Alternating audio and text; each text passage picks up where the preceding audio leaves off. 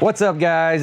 Jeff here with the weekly update right here on Deco-Crete TV. Happy Wednesday morning to everyone. So we've got a great episode lined up for you guys today. We're going to be talking about solid content in a concrete sealer or a coating. What does that mean? How does it work? And most importantly, how does it affect us here in the world of decorative concrete? So stay tuned. We're going to tell you all about it.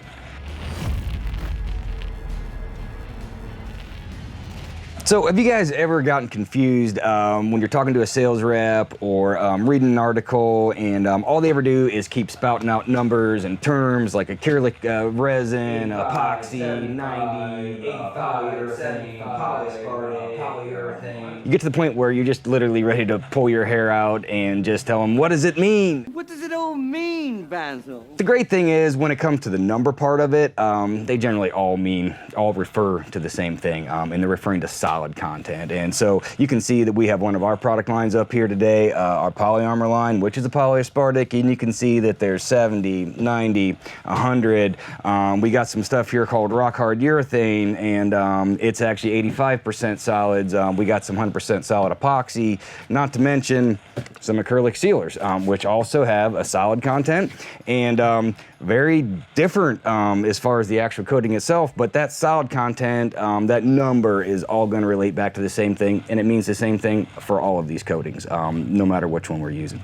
So to make solid content as easy as possible, we're going to think about it like this. In this can of super stamp seal right here, I've got two different things. I have my solids and then I have my carrier.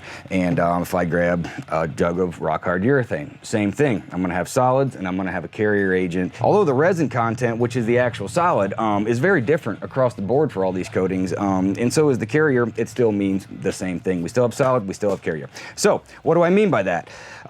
Basically, when I open this jug up and I spread it out on the floor, to the desired thickness, in this particular jug, 85% solids, that means that actually 15% of that is carrier. Again, 85% solids, 15% carrier.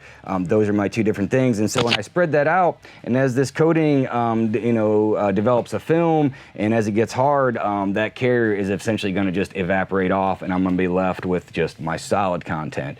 If I grab this jug of super stamp seal, and this is actually 25% solids, and I'm gonna that'll allow me to spread this out really thin because it's a thin coating, and it's only 25% of this is actual solid. So when I spread this out, literally only a quarter of what I spread out is gonna actually stay there as a solid film content. So if I was gonna think about that as in, I'm just gonna take the cap off of this bottle and I'm gonna just leave this to the air, let all the carrier actually evaporate. Well, within the after the course of a couple years, I'd come back and this would actually only be about that full because half of it, actually 3/4 of it, is actually going to just disappear. So now that we understand that concept, that we have a solid that's going to stay behind and we have a carrier that's going to actually evaporate off, well, now we can relate that to all of these products. And we get over here on the end and we have something called 100 epoxy. Again, the 100 in that epoxy is referring to the fact that it's 100% solids. And so by the time we get over here, now we don't have any shrinkage at all. There is no carrier. This is 100% resin, and everything we put on there, every last bit of it is going to stay behind as a solid film.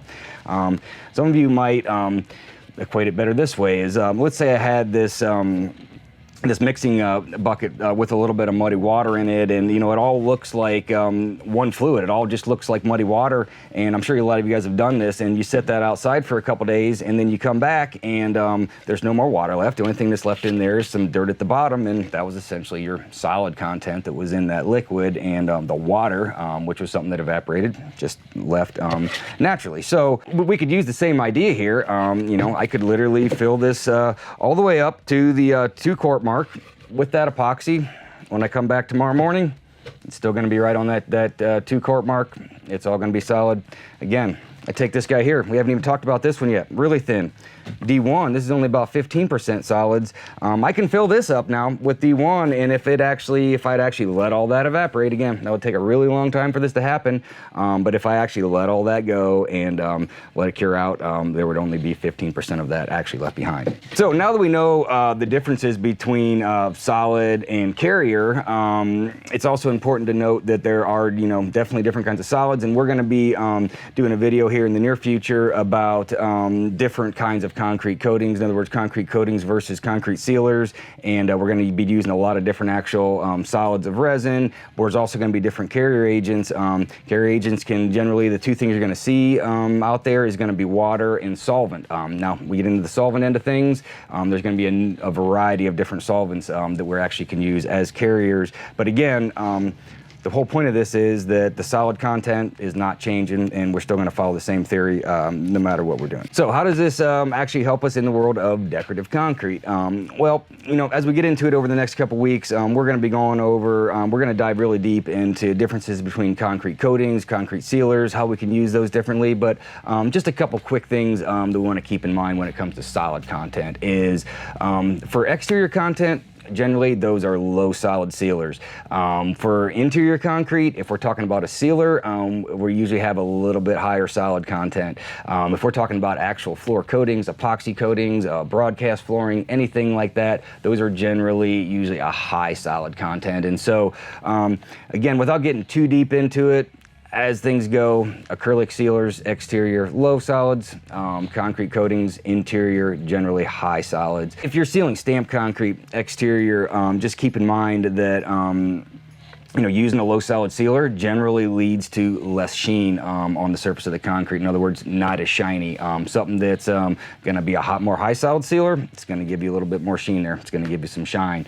You know, you can even get into things like driveway sealers that don't even have a solid content. They're just a penetrating sealer. So it's a whole different, you know, way of looking at it. And again, you know, that video is going to be coming out here in a couple weeks, and we're going to dive a lot deeper into, you know, how to use different solid content, different areas of decorative concrete. So, guys, if you have any questions on any of this, please leave it in the comment section below this video. And if you guys like this video and you find it helpful, please subscribe to our YouTube channel, hit the bell icon. Thanks for watching, guys, and we'll see you next week.